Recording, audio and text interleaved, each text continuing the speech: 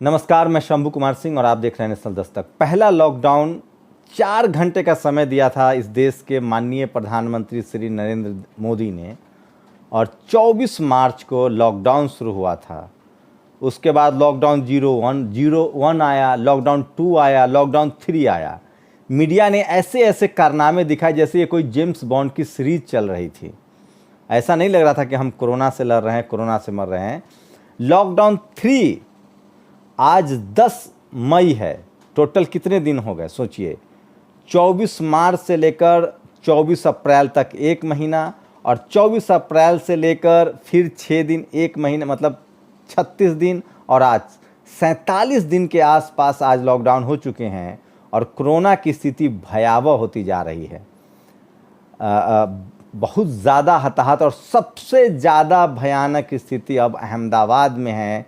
तो क्या आप लोग को लगता है कि नमस्ते ट्रंप एक बहुत गलत फैसला था? सोचिए आपकी किस तरह की स्थिति है। नमस्ते ट्रंप के बाद से सबसे ज़्यादा भयावह स्थिति अहमदाबाद में है और पूरे देश में कोरोना की वजह से सबसे ज़्यादा मार जो मेहनतकश लोग हैं उन पर पड़ा है। मैं आप लोगों से गुजारिश कर रहा हूँ, तमाम बहुजन समाज के लोगों से, उन तमाम लोगों से जो मेहनत की इज्जत करते हैं, उनको मजदूर न कहें, उनको मजबूर बना दिया गया है। वो मेहनतकश लोग हैं, उनके पैरों में आज भी भूखे रहने के बाद 40 दिन से वो भूखे ही हैं। पता है वो क्या खाते हैं?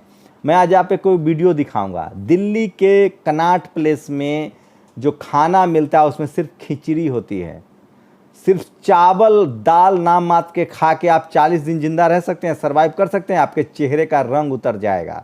लेकिन वो तमाम मेहनतकश लोग 45 दिन तक भूखे रहे, 40 दिन तक भूखे रहे और अब जब उनको लगा कि अब उनकी सांसों की डोर टूट जाएगी, वो सबसे ज़्यादा अमानवीय हालत में रहने लगे हैं, तब भी उनके पैरों में इतनी ताकत है, वो दिमागी रूप से इतने मजबूत हैं कि वो 1-1 हज़ार 2-2 हज़ार किलोमीटर फैसला कर चुके हैं कि पैदल जाना है।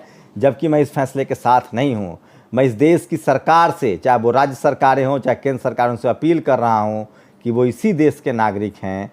इस देश की ट्रेन में, इस देश के रेलवे में इतनी ताकत है। अभी आपने 1 ही 2 रेलवे स्टेशन बेचा है, आपने अभी 1 ही 2 रेलवे प्राइवेट चलाया है। इस देश की रेलवे में इतनी ताकत है कि वो 3 से 4 करोड़ लोगों को रोज़ घर पहुंचा सकती है अगर सरकार की इच्छा शक्ति हो। इस देश में इतनी ताकत है कि अगर सरकार चाहे तो सबको घर में खाना पहुंचाया जा सकता है। इस देश के किसानों इतना अन्न उपजाते हैं।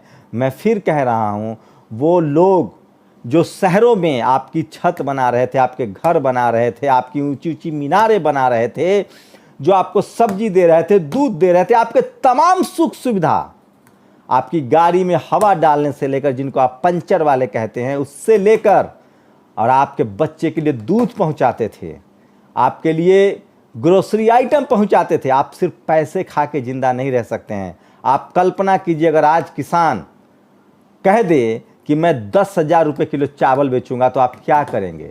आप ईंट पत्थर नहीं खाएंगे। मैं कल्पना करने के लिए कह रहा हूँ, इसलिए कह रहा हूँ किसी के मजबूरी का फ़ायदा मत उठाइए, आप उनको मदद कीजिए। मैं एक बात कह रहा हूँ, इस देश के लोगों ने बहुत मदद की है।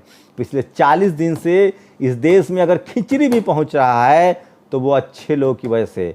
और एक और बात, मैं झंडे वाला एक मंदिर है यहाँ करोल बाग में, उसके द्वारा, झंडे वाला मंदिर के द्वारा पिछले 20 दिन से जनपथ में और सीपी में खिचड़ी पहुंचाया जा रहा है। शुक्रिया। अगर इस देश के मंदिर मस्जिद, मैं तो कह रहा हूँ गुरुद्वारे में लोग चंदा दे दे, गुरुद्वारे तो 300 दिन ऐसे ही खाना खिलाते हैं। तो जो लोग भी, मैं किसी के प्रति बायस्ड नहीं हूँ, मैं सिर्फ कहता हूँ कि आपके काम का मूल्यांकन होना चाहिए।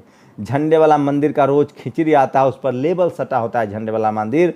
शुक्रिया झंडे वाला मंदिर जो आप खाना पहुँचा रहे हैं। सोचिए कि सीपी में हनुमान मंदिर है, वहाँ से खाना नहीं आ रहा है, लेकिन झंडे वाला मंदिर से खाना आ रहा है। तो ये शानदार कोशिश है। जो लोग भी, चाहे वो मंदिर चलाते हो, मस्जिद चलाते हों, चाहे वो गुरुद्वारा चलाते हों, चाहे वो गिरजाघर चलाते हों, चाहे वो बुद्ध विहार चलाते हों, अगर वो खाना पहुँचा रहे हैं तो मैं आपके प्रति कृतज्ञता प्रकट करता हूँ। ये देश आपके प्रति कृतज्ञ है कि आपने चढ़ावा लिया है तो आप लोगों की मदद भी पहुँचा रहे हैं।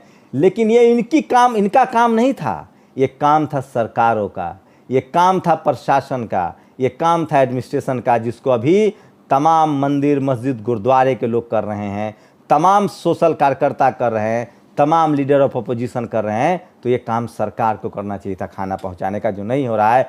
आज भी अब स्थिति इतनी भयावह हो गई है कि लोग लगातार पैदल सड़कों पर चल रहे हैं। वो तस्वीरें शेयर कर रहे हैं सोशल मीडिया पर, देखा आप लोगों ने, जिसमें पानी के बोतल को चप्पल बना के लोग घूम रहे हैं। वो तस्वीरें देखा आपने, कलेजा फट के मुंह में आ जाएगा जब 1,000 किलोमीटर लोग चलते रहते हैं। लेकिन क्या कीजिएगा, इस देश की विडंबना है। लेकिन इस देश में जातिवाद अभी भी कायम है, उस पर भी बात करूंगा, किस तरह से SC ST OBC माइनॉरिटी के अधिकार को छीना जा रहा है। लेकिन उससे पहले बात गुजरात मॉडल पर।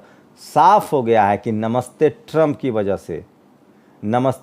की वजह से बहुत बुरी हालत हुई है गुजरात में, और अहमदाबाद में अब आंकड़े छुपाए जा रहे हैं। इमरजेंसी जैसे हालात हैं। आप कल्पना कीजिए कि नरेंद्र मोदी 15 साल तक 3 बार वहाँ चीफ मिनिस्टर रहे हैं, प्रधानमंत्री एक एम्स नहीं बना सके।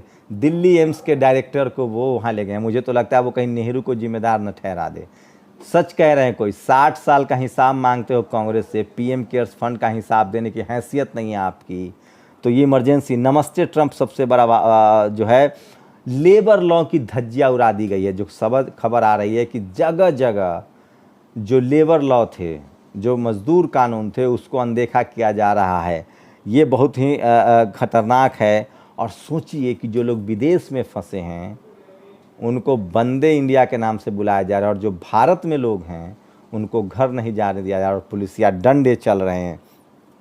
तो ये तमाम बड़ी खबरें हैं जो मैं आपसे शेयर कर रहा था, और ये वो खबरें हैं जो इस देश की जातिवादी मनुवादी ब्राह्मण मीडिया, और एक बात मान लीजिए, इस देश में जितना सरकार जिम्मेदार है अव्यवस्था के लिए, उससे ज़्यादा मीडिया जिम्मेदार है। क्योंकि मीडिया का काम नहीं, सरकार को सब बातें पता नहीं चलती है या सरकार करना नहीं चाहती है, लेकिन ये मीडिया की नैतिक जिम्मेदारी होती है कि वो इन सब बातों को पहुंचाए।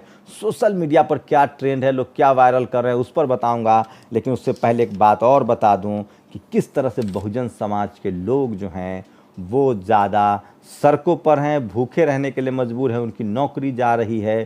सारी मार, लॉकडाउन का मार उन 85% लोगों पर पड़ा है जो इस देश को मजबूत बनाने में थे, जो इस देश को बना रहे थे, जिन पर अर्थव्यवस्था टिकी थी। लेकिन दुर्भाग्य देखिए, इस देश का शातिरपन